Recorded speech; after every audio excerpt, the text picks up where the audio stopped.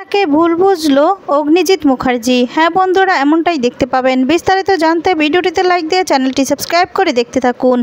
গল্পের শুরুতেই দেখা যাবে অগ্নিজিৎ মুখার্জির কাছে ফোন করে মৈত্রী, আর মৈত্রী ফোন করে নানানভাবে নানান রকম ভুল বোঝায়, এমনভাবে বোঝায় যে গীতার সাথে বিষ্ণুদেবের সম্পর্ক আছে। আর তখন বলে আপনার ছেলেকে বাঁচান। গীতা আর বিষ্ণুদেব দুজনে মিলে একটা ফাঁদ পেতেছে, ওরা দুজনকে খুব ভালোবাসে, আপনার ছেলেকে ফাঁসিয়ে মারতে যাচ্ছে। তাই আপনি যদি আপনার ছেলেকে না হারাতে চান তাহলে আপনি আপনার ছেলেকে বাঁচান। আমার ছেলেকে ওই বিষ্ণুদেব মেরেছে, টাঙ্কির ভিতর থেকে, ওর বাড়ির টাঙ্কির ভিতর থেকেই আমার ছেলেকে পাওয়া গিয়েছে। তাই বলছি আপনার ছেলেকে বাঁচান, বাঁচবেন, আপনার ছেলে শেষ হয়ে যাবে। আর তখন বলে কি বলছো কি, ও আমার বাড়ির বউ, ও এই কাজটা করবে? তখন বলে হ্যাঁ। এরপর বলে যদি সত্যি না হয় তাহলে কিন্তু আমি তোমাকে ছাড়বো না, আর যদি এই কথাটা সত্যি হয় তাহলে তোমার কেসটা আমি যেভাবেই হোক জিতিয়ে দেবো। এ কথা বলে ফোনটা রেখে দেয়।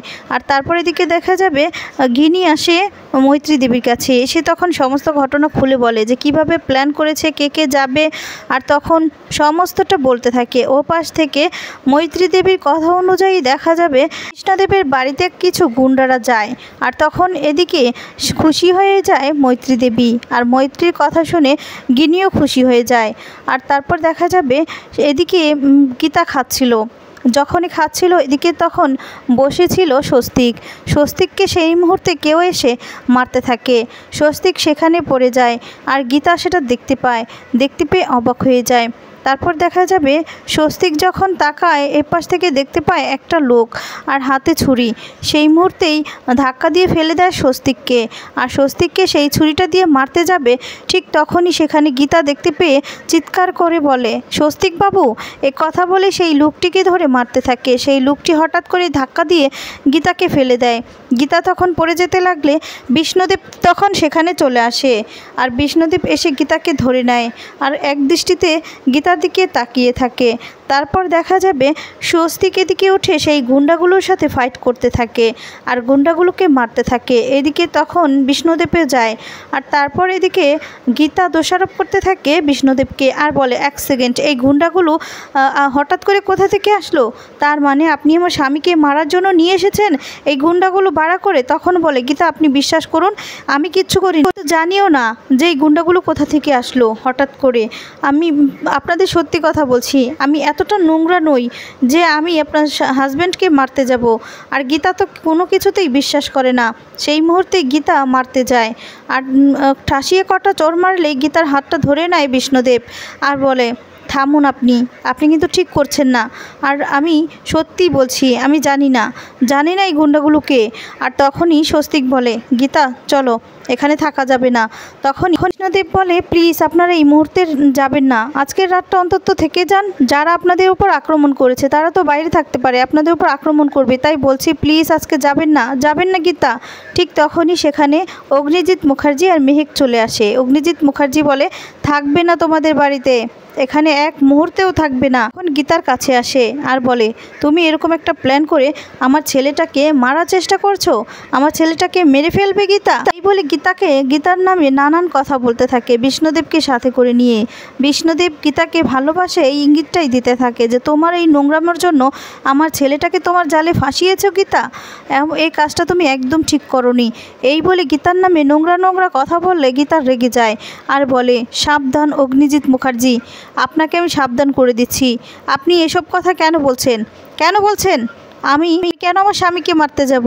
আর তখন বলে চুপ করো, আমি জানি তুমি কি করতে পারো আর কি করতে পারো না। এই প্ল্যানটা কার ছিল? হ্যাঁ, এই যে গুন্ডাগুলো আসলো এগুলো কার প্ল্যান ছিল? বিষ্ণুদেব তখন বলে আচ্ছা, এখানে যে গুন্ডাগুলো এসেছিল তার খবর আপনি কি করে জানলেন? কার কাছ থেকে ইনফরমেশন পেয়েছেন? তখন বলে সেটার জবাব তোমাকে আমি দেব না, তার কৈফিয়ত আমি তোমাকে দেব না, বুঝতে পেরেছো? আর স্বস্তিক, আমার ছেলেটাকে নিয়ে যত ঝামেলা, বোকা হয়েছে তো, যা তোমাকে বোঝাচ্ছে তুমি তাই বুঝছো, তুমি বুঝতে পারছো না এটা গীতা আর বিষ্ণুদেবের একটা ফাঁদ। গীতা আর বিষ্ণুদেব দুজনকে ভালোবাসে, তোমাকে সেই ফাঁদে ফেলে মারতে চায়। তুমি এক্ষুনি আমার সাথে বাড়িতে চলে যাবে, বুঝতে পেরেছো? এক্ষুনি চলে যাবে, যাবে কি না বলো? এই বলে চিৎকার করতে থাকে। স্বস্তিক বলে যে না, যাব না। আর তখন বলে না গেলে সারা জীবনের মতো কিন্তু দরজাটা বন্ধ হয়ে যাবে তোমাদের জন্য, ওই বাড়ির গেট বন্ধ হয়ে যাবে। আর তখন এদিকে মেহেক বলে দাদা চলো, বৌদি চলো। আর তখন বলে না, গীতা কোথাও যাবে না, শুধু আমার ছেলে যাবে আমার সাথে। আর তখন স্বস্তিক ভাবতে থাকে যে কি করবে। এদিকে গীতাও চিন্তায় পড়ে যায়। গীতা তখন বলে স্বস্তিক বাবু, আপনি সত্যিই চলে যাবেন? কি বিষ্ণুদীপ অগ্নিজিৎ মুখার্জিকে বারবার করে বোঝানোর চেষ্টা করে, প্লিজ আপনি বোঝার চেষ্টা করুন। আমি ওই গুন্ডাগুলোকে আনিনি, এই গুন্ডাগুলোকে পাঠিয়েছে তাও জানি না কে পাঠিয়েছে, এই বলে চিৎকার করে। আর এদিকে তখন স্বস্তিক গীতার হাত ধরে গীতার কাছে গিয়ে বলতে থাকে আমি গীতাকে ছাড়া কোথাও যাব না। গীতা, আমি তোমাকে ছাড়া কোথাও যাব না। এই গীতার হাত যদি আমি ছেড়ে দেই না, আমি আর কখনো এই জীবনে গীতাকে আর পাবো না, তাই আমি গীতার হাত ছাড়তে পারবো না। গীতা কথাটা শুনে খুব খুশি হয়ে যায়।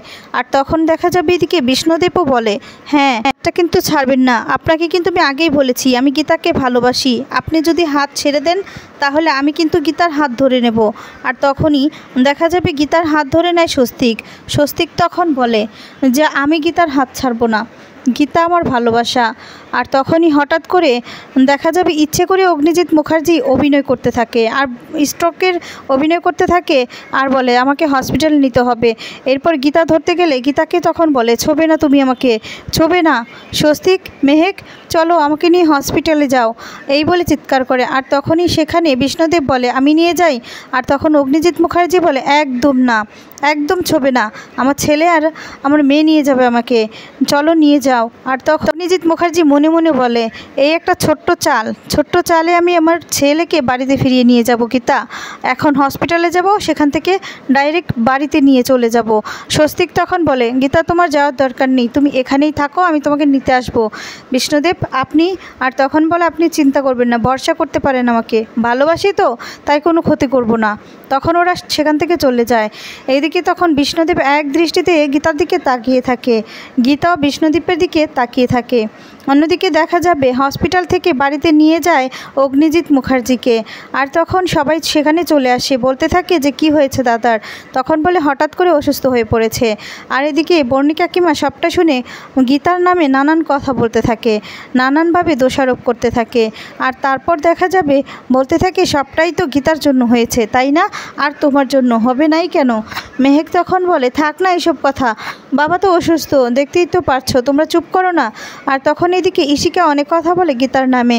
আর তারপর নানান কথা বললে এদিকে রেগে যায় তখন ও স্বস্তিক তখন বলে ভুলে যেও না, গীতা তোমাদের কি হয়, গীতা তোমাদের বৌদি হয় সম্পর্কে, আর তোমরা এমনভাবে কথা বলছো, কেন বলছো? আর এদিকে তখন অগ্নিজিৎ মুখার্জি বলে তুমি যাবে না গীতার কাছে। এরপর বলে আমি যাব, ও আমার স্ত্রী, ওর গর্বে আমার সন্তান, আমি যাব। আর তখন অগ্নিজিৎ মুখার্জি চিৎকার করে বলতে থাকে না যাবে না তুমি, বলছি তো যাবে না তুমি। গীতাকে পুরোপুরিভাবেই ভুল বুঝে অগ্নিজিৎ মুখার্জি স্বস্তিকেও এদিকে খালাসভাবে বলে দেয় যে সে যাবে। তো বন্ধুরা এবার কি তাহলে গীতার প্রতি ভালোবাসা অগ্নিজিৎ মুখার্জির পুরোপুরি চলে যাবে?